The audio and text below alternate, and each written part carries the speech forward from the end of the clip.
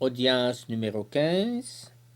Quand l'homme personne devient don.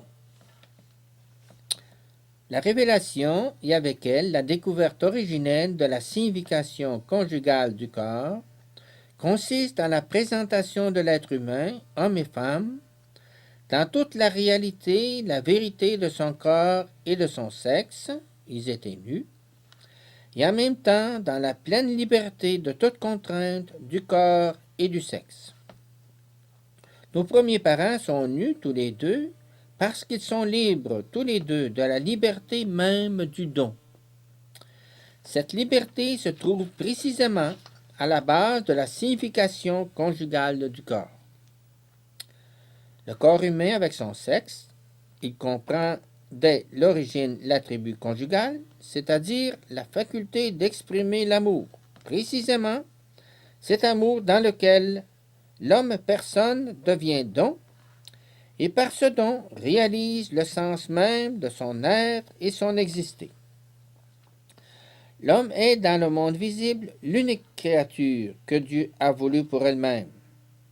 Cet homme ne peut pleinement se trouver que par le don désintéressé de lui-même. Hommes et femmes, dans le contexte de leur origine béatifique, sont libres de la liberté même du don. En effet, pour pouvoir demeurer dans le rapport du don sincère de soi-même, et pour devenir un tel don l'un pour l'autre à travers toute leur humanité faite de masculinité et de féminité, ils doivent être libres précisément de cette manière. Nous entendons ici cette liberté comme maîtrise de soi. Sous cet aspect, elle est indispensable à l'homme pour qu'il puisse se donner lui-même, pour qu'il puisse devenir don, pour qu'il puisse se retrouver pleinement par un don sincère de soi-même. Ainsi les paroles, ils étaient nus, ils n'en avaient point honte, peuvent et doivent se comprendre comme révélation et découverte en même temps de la liberté qui rend possible et qualifie le sens conjugal du corps. Intérieurement libres de toute contrainte de leur propre corps et sexe, libres de la liberté du don, hommes et femmes, ils pouvaient jouir de toute la vérité, de toute l'évidence humaine. L'homme peut se trouver uniquement par le don désintéressé de soi-même.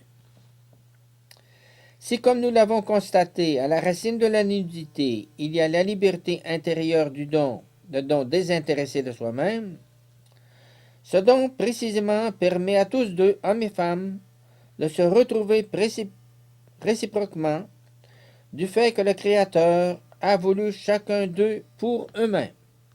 Gaudium et Spes numéro 24.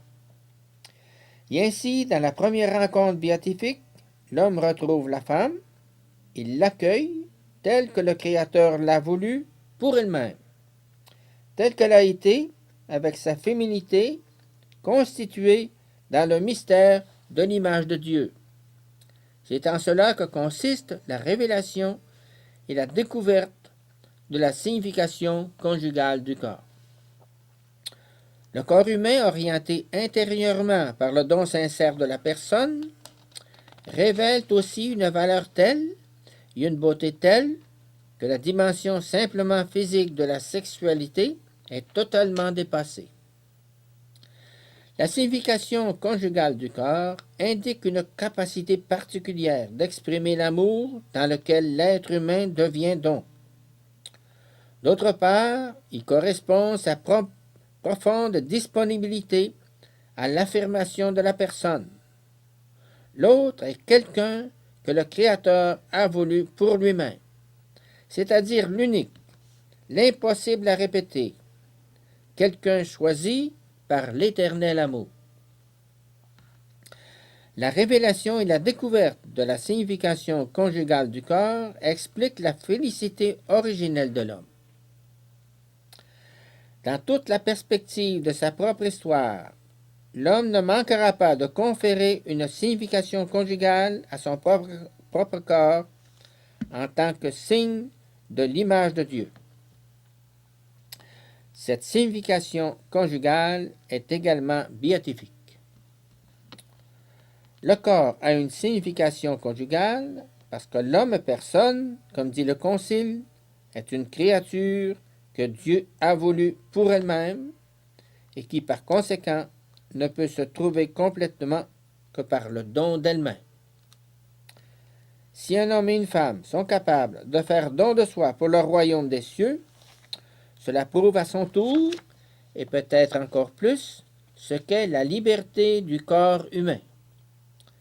Cela veut dire que ce corps possède une pleine signification conjugale.